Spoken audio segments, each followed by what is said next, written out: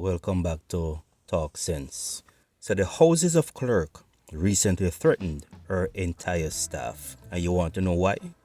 She actually sent out a memo warning staff that any employee showing up for work with a icky or love bite would face immediate disciplinary action. So she's saying that these employees would be sent home and that the day would be deducted from their leave entitlement. Yes, this is no joke. This is a serious thing.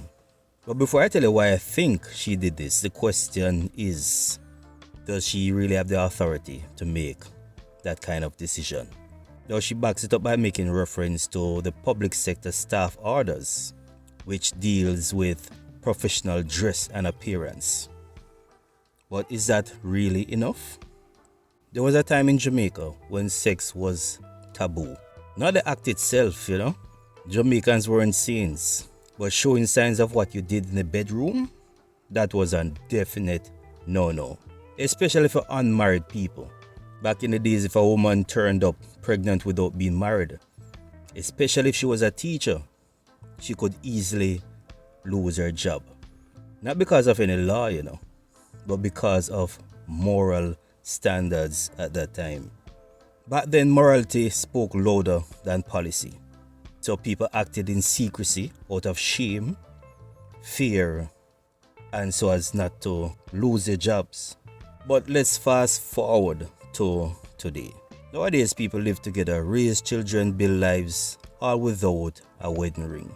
And sex is no longer whispered in shame as in the past. In fact, some people proudly wear their love bites like trophies. It's their way of saying, I got a man, or we had fun last night. So maybe, just maybe, this memo was the clerk's way of trying to bring back those old values. But here's the thing though, the Jamaica of today is not the Jamaica of the 1960s. So what do you think? Is she out of line?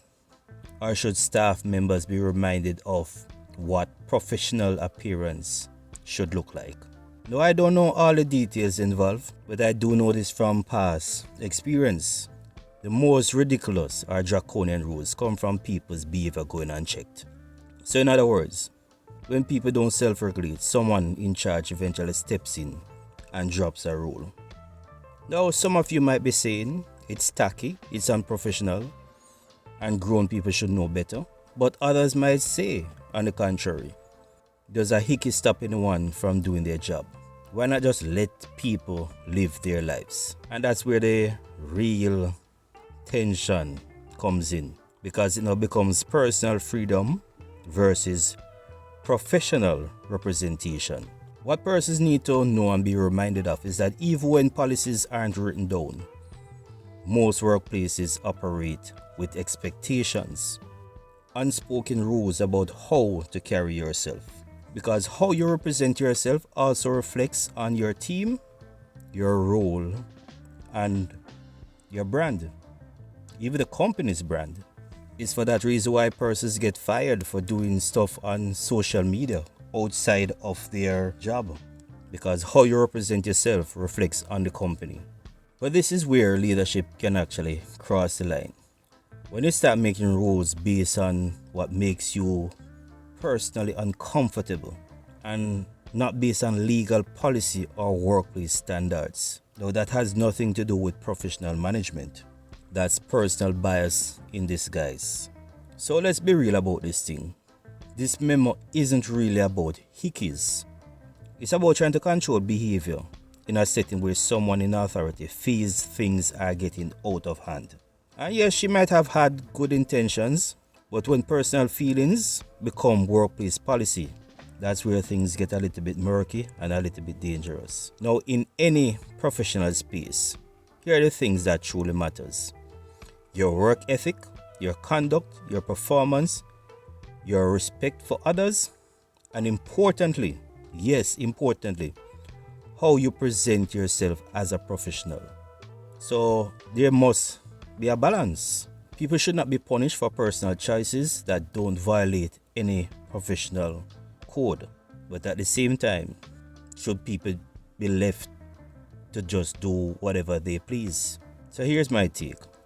I don't believe the clerk is against people having fun in their private lives, but she clearly has an issue with putting those private experiences on public display, especially in a formal work environment. But still, she's not allowed to overstep her authority simply because she finds something distasteful. And so I ask of you, do we need moral police in today's Jamaica? Or should people be allowed to express themselves, flaws and all, as long as they are doing their job? You have been listening to Talk Sense. Drop a comment and share your views. And don't forget to like, share, and subscribe for more balanced takes on the issues that matters.